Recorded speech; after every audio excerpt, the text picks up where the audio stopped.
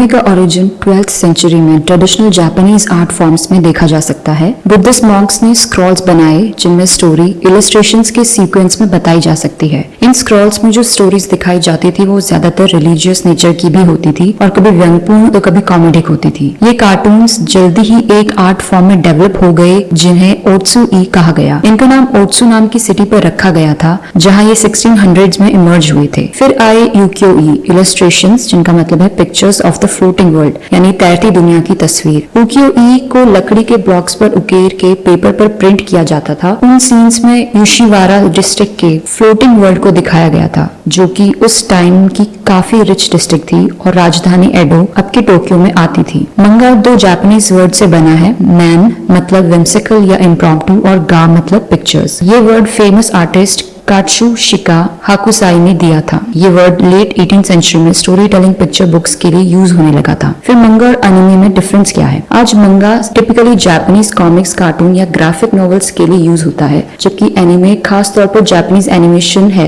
जो मंगा से अडॉप्टेड है। दूसरे शब्दों में मंगा पेपर पर बनाई गई कार्टून स्टाइल ड्रॉइंग्स हैं और एनिमे सारी टीवी और मूवी अडेप्टेशंस हैं। सबसे पुराने illustrated Scrolls early 12th century में पाए गए हैं जिन्हें द एनिमल स्क्रॉल्स जो गीगा कहते हैं, जो बिशप टोबा ने बनाए थे। ये कॉमिक ड्राइंग्स जानवरों को इंसानों की नकल करते हुए दिखाई गई है, खासकर अमीर और पावरफुल लोगों की। एक और स्क्रोल को पहला मंगा माना जा सकता है, लेजेंड ऑफ माउंट शिगी इमाकी। ये भी 12th सेंचुरी से है और इसमें मायरन नाम के एक मॉन्क के चमत्कारों को दिखाया गया है जो माउंट शिगी पर रहते थे। मॉडर्न डे मंगा अर्ली 20th सेंचुरी तक डेवलप नहीं हुए थे। 20th सेंचुरी की शुरुआत में जापानीज ऑडियंस में कार्टून पॉपुलर हो गए थे। बुक और मैगजीन फॉर्म में इसके साथ ही जापानीज लोगों में लिटरेसी रेट भी बढ़ गया था, जिससे मंगा में इमेजेस और वर्ड्स दोनों का यूज होने लगा, वैसे ही जैसे उस समय की वेस्टर्न कॉमिक्स में होता था। 2005 में एक पुरानी जापानीज कार्टून रील मिली थी जिसे पहले एनिमे माना जाता है। इसे कात्सुदो शासन कहा गया, यानी एक्टिविटी फोटो या मोशन पिक्चर। इस 3 सेकंड के एनिमेशन में सेलर के आउटफिट में एक छोटा बच्चा कात्सुदो शासन लिखता हुआ दिख रहा है। ये माना जा रहा है कि शायद ये एनिमे 1907 के आसपास बना होगा। जापानी सिनेमा की शुरुआती 10 से 15 सालों तक पब्लिक में जो एनिमेटेड फीचर्ड फिल्म दिखाई जाती थी वो ज्यादातर फॉरेन क्रिएशंस की होती थी और फाइनली 1917 में जापान में जापानी एनिमेशन दिखाई जाने लगे। इनमें से एक एनिमे शॉर्ट्स था डल स्वॉर्ड, जो कुछ मिनट्स की थी और ह्यूमरस थी। सबसे पहले एनिमे शॉर्ट्स को बनाने के लिए कटआउट एनिमेशन का यूज होता था, जिसमें स्टॉप मोशन के थ्रू कैरेक्टर्स के शेप्स के पेपर कटआउट्स और प्रॉप्स यूज होते थे स्टोरी टेलिंग के लिए। ये एनिमेशन का अफोर्डेबल स्टाइल था, इसलिए ये इंडिपेंडेंट फिल्म मेकर्स में पॉपुलर था। जिन स्टूडियोज के पास ज्यादा फंडिंग थी वो सेल एनिमेशन, जिसे क्लासिकल या हैंड ड्रॉन एनिमेशन भी कहते हैं, यूज करते थे। इस फॉर्मेट में सेलुलोइड शीट्स को पेंटेड बैकग्राउंड्स के ऊपर रखा जाता था ताकि हैंड ड्रॉन कैरेक्टर्स की मूवमेंट को दिखाया जा सके।